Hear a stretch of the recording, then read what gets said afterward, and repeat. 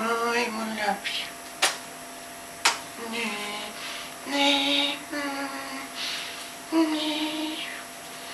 Niin kilttejä ovat. Niin. Ottakaa namia. Niin. Nanna. Mitä? Joko kuvataan? Olkaa siinä kiltisti sen aikaa. Ulf tässä, hei. Ja iltauutiset. Uusimpien tutkimusten mukaan suosituimmaksi harrastukseksi on maassamme noussut rekisterinumeroiden ylösottaminen ja kirjaaminen muistiin. Ohimenevistä autoista.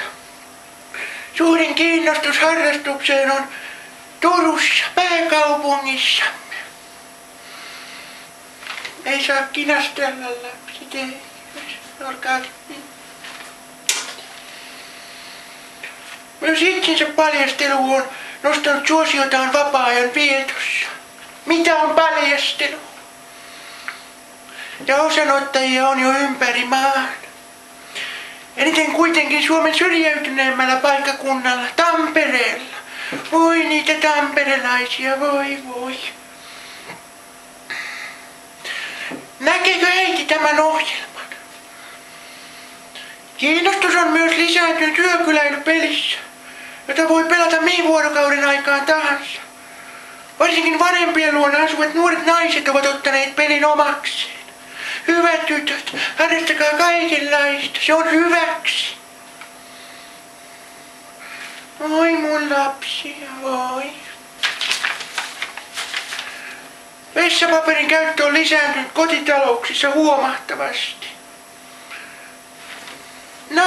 Napa.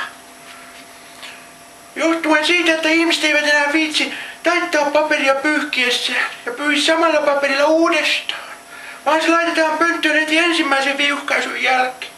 Hyi teitä, hyi, se on ruumaa.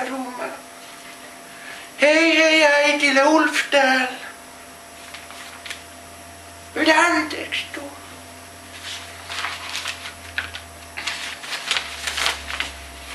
Tutkimusten mukaan nykyään 80% ihmistä laittaa irronen hampaansa yöksi lasiin ja pimeään paikkaan. Kun aamulla menee katsomaan sitä, se on hävinnyt. Sen tilalle onkin hammaskeijut joku sen sentin tai euron rahaa, riippuen hampaan kunnosta ja kuinka sitä oli hoidettu. Poikki, pitäisi ottaa äitille.